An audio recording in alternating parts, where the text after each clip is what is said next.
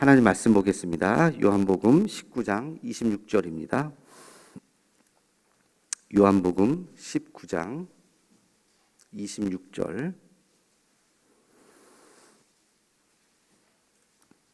한 절만 같이 보겠습니다. 요한복음 19장 26절입니다. 찾으셨으면 같이 읽겠습니다. 예수께서 자기 어머니와 사랑하시는 제자가 곁에 서 있는 것을 보시고 자기 어머니께 말씀하시되 여자여 보소서 아들이니이다 하시고. 아멘. 예수님의 가상칠언 중에 여자여 보소서 아들이니이다. 예수님의 또 다른 인간적인 모습을 볼 수가 있어요. 기독교를 흔히 효도와 관계없는 종교라고 오해하기도 합니다. 왜 그런가 하니 누가복음에 이런 말씀이 있어요. 내 아버지를 장사하고 주를 따르게 하소서. 그랬더니 예수님께서 하시는 말씀이 죽은 자들은 죽은 자로 장사하게 하고 너는 나를 따르라. 장례식에도 가지 말고 너는 나를 따르라. 이 말씀이 어떤 사람들이 보기에는 이 기독교가 어떻게 부모님 장례식도 가지 말라고 하고 이거 뭐 나쁜 종교 아니냐, 이 말씀 때문에 그런 오해들을 하게 합니다.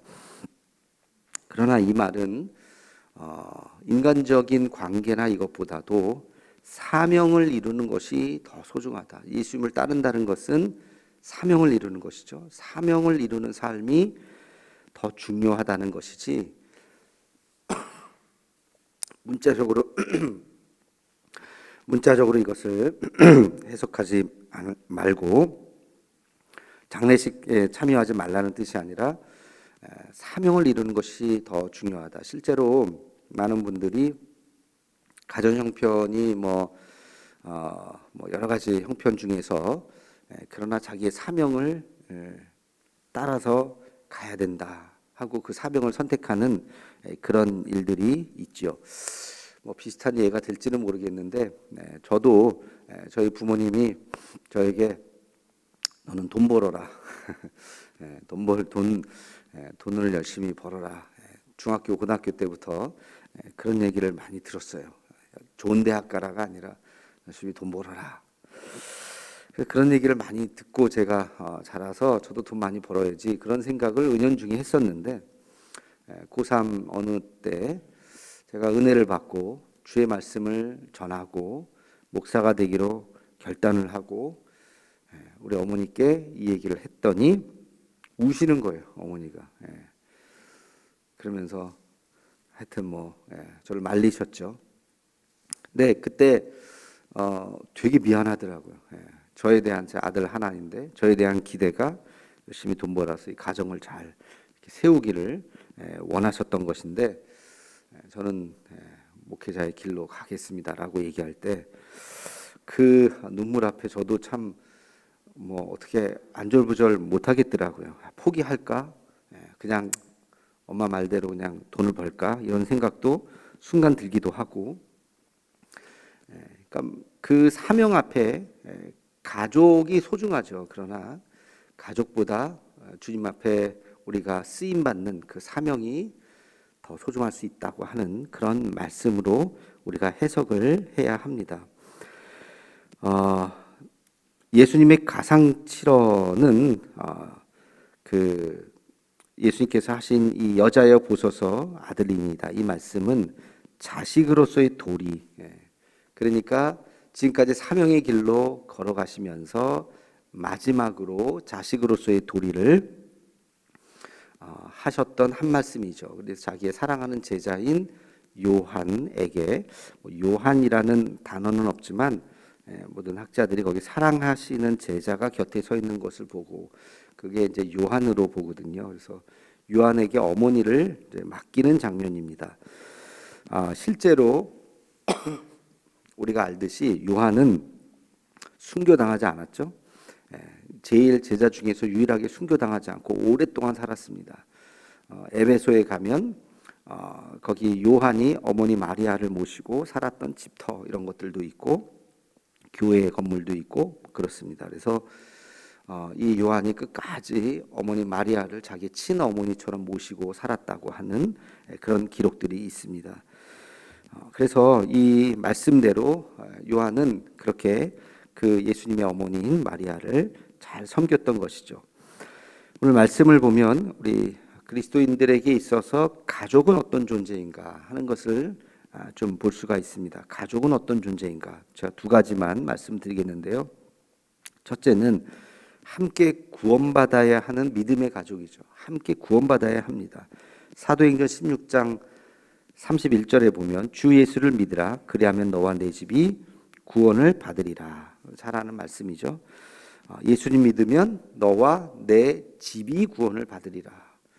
복음은 개인적인 것이지만 이 복음이 영향력이 있어요. 그 영향이 제일 먼저 가족에게 전파되는 거예요. 예수 믿으면 변화되고 그 변화를 누가 제일 먼저 보느냐?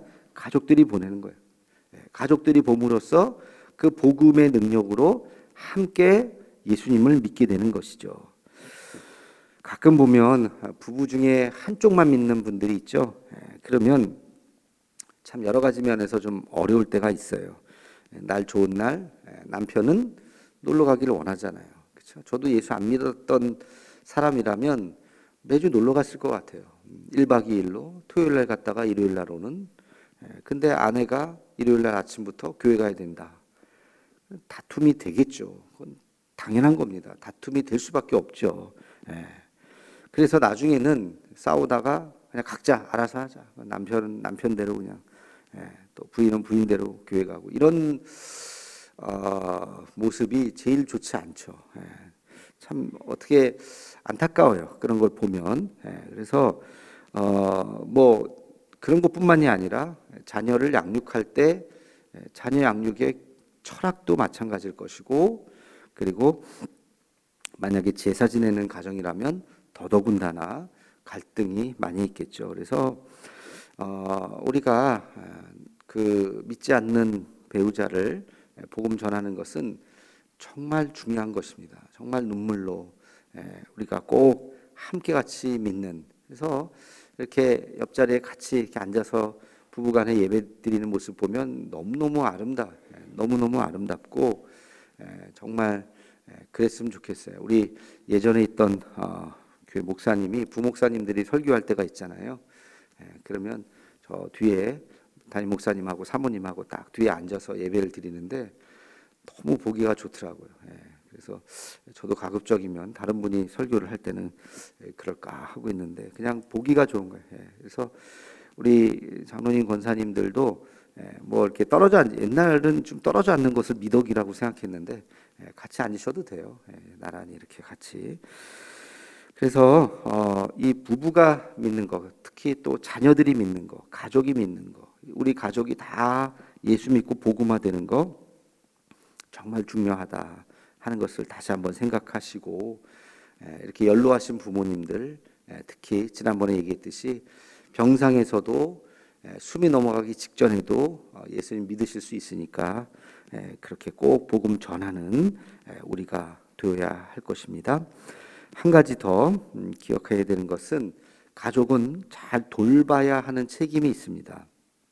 디모데전서 5장 8절 말씀에 보면 누구든지 자기 친족, 특히 자기 가족을 돌보지 아니하면 믿음을 배반한 자요 불신자보다 더 악한 자니라. 이런 말씀이 있어요. 자기 가족을 돌보지 아니하면 불신자보다 더 악한 자다. 믿음을 배반한 자다. 그럼 믿음이 아니라는 거죠. 그러니까 누구든지 다 가족을 돌볼 책임이 있다는 것입니다. 결혼을 했으면 남편은 남편으로서의 책임을 다해야 되고 아내는 아내로서의 책임을 다해야 되는 것이죠. 그 책임을 다하지 않은 채 신앙생활을 하는 것은 하나님께서 받지 않으신다는 것입니다. 그러니까 가정에서의 그 역할들을 충실하게 하면서 신앙생활을 잘 하는 것이지, 교회는 잘 하는데 가족은 돌보지도 않고 엉망이다. 그거 잘 모를 수도 있거든요. 우리가 교회에서만 이렇게 보니까. 근데 여러분 그래서는 안 됩니다. 그거는 기독교 신앙이 아니에요. 가족을 잘 돌볼 수 있는 책임감과 또 그렇게 또 은혜와 능력이 있어야 되는 것이죠. 그래서 이것은 신앙의 문제다 하는 것을 여러분 꼭 기억하시고, 기독교인들에게 있어서 가족은 참 소중하다. 이제 5월 되면 또 이제 가정의 달이 돌아오게 되는데요. 그래서 여러분들이 가족과 잘 소통하고 있는지, 늘 제가 말씀을 드리죠. 자녀들에게 존경 받아야 그게 진짜 신앙입니다. 남편에게 또는 아내에게 인정받아야 그게 진짜 신앙이에요. 그러니까 교우들의 인정을 받는 것도 중요하죠. 참 훌륭한 권사님이야, 훌륭한 장로님이야, 훌륭한 안수 집사님이야. 교회에서 인정받는 거, 목회자에게 인정받는 것도 중요하겠죠.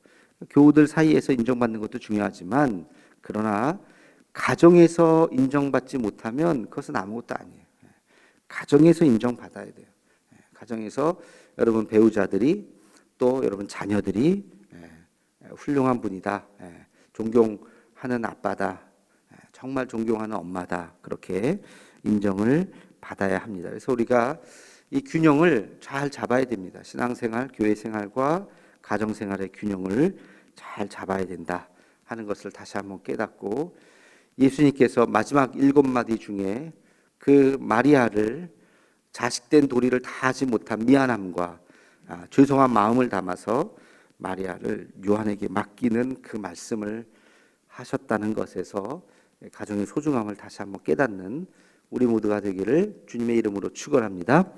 기도하겠습니다. 거룩하신 아버지 하나님, 오늘도 주의 은혜 가운데 다시 한번 예수님의 말씀을 우리가 듣습니다. 하나님 아버지, 예수님께서 마지막 순간 그의 어머니 마리아를 요한에게 맡기신 것처럼 가정의 소중함을 다시 한번 깨닫게 도와주시고, 반드시 복음 전하게 하시고, 반드시 잘 돌볼 수 있는 책임감을 우리에게 허락하여 주옵소서. 하나님, 가정을 감당할 수 있는 능력도 허락하여 주옵시며, 끝내 예수님을 믿게 할 수 있는 은혜도 우리에게 허락하여 주시옵소서. 예수님의 이름으로 기도하옵나이다. 아멘. 오늘의 격언을 제가 빠뜨렸는데, 오늘의 격언은 이렇게 적어봤습니다. 가족사랑 신앙의 출발입니다. 가족사랑 신앙의 출발입니다. 우리 신앙의 출발이 가족에서부터 시작된다는 것을 여러분 꼭 기억하시기 바랍니다.